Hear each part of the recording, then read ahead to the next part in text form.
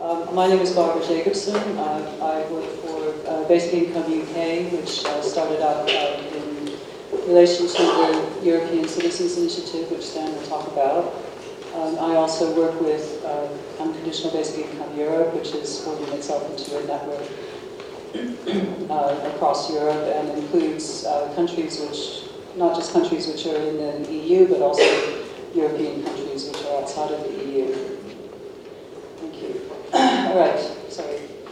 Okay, Virginia Woolf understood the need for basic income in 1929. As Woolf wrote then, Shakespeare's sister, who never wrote a word and was buried at a crossroads, still lives in you and me, and many other women who are not here tonight, for they are washing up the dishes and putting the children to bed. But she lives. For great poets do not die, they are continuing presences. They need only the opportunity to walk among us in the flesh. This opportunity is now coming within your power to give her. For my belief is that if we live another century or so, and have 500 a year each and rooms of our own, if we have the habit of freedom and the courage to write exactly what we think, then the opportunity will come. Now, that was just kind of a thing that I found recently and I really loved, so there you go. I'd like to thank Bien for making space for this plenary discussion about two huge developments in the past year, the Swiss Popular Initiative and the European Citizens Initiative for Unconditional Basic Income. Bien himself is greatly to be honored, I think, for keeping going on this idea for so many years, ready to be picked up when the time is right, like now. Until recently, I thought the big divide in the developing movement for unconditional basic income was essentially marked by class. There are those who study basic income, but by and large don't need it themselves.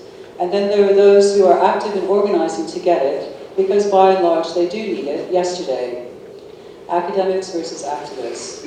The academics are afraid that somehow the wrong scheme will be put forward, and the activists are afraid that nothing will ever happen.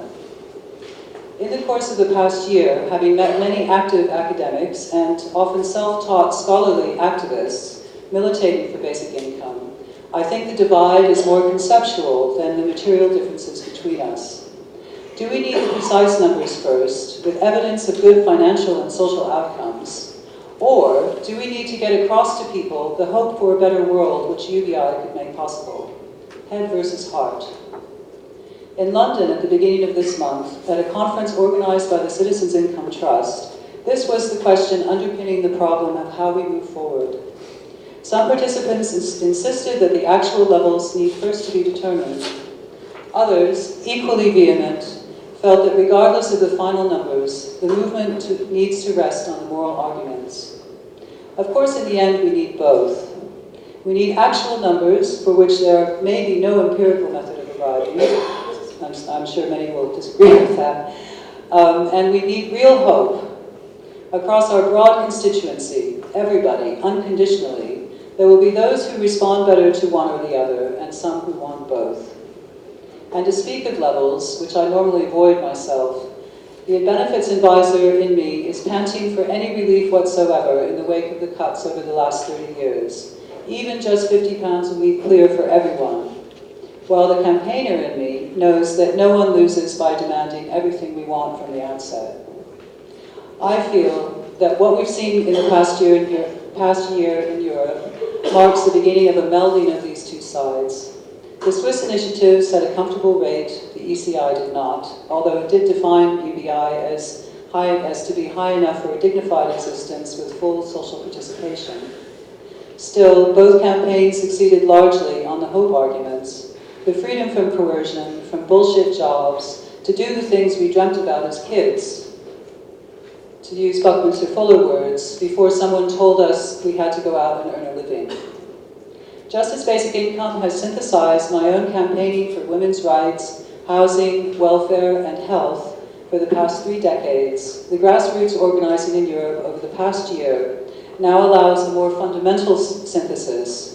We can come together in solidarity using both our hearts and our heads together. What both initiatives have done is to bring UBI to public attention as never before. Virginia Woolf would be proud. So it's with great pleasure that I present the two speakers you're about to hear. Enno Schmidt is an artist and filmmaker. Stanislas Jourdan, a media activist with a background in business and journalism. So thank you very much. The first person who will speak is Enno Schmidt, and then Stanislas will speak, and then Philippe, who everyone knows, will be speaking afterwards. Can't quite get there. And then we'll have a discussion afterwards. And again, I would very much appreciate it whether you get to speak after, whether you get to speak in the discussion or not. If you could put a question and a statement, a question on one side and a statement on the other, and that I think will be very useful for all of us afterwards. Okay, thanks very much.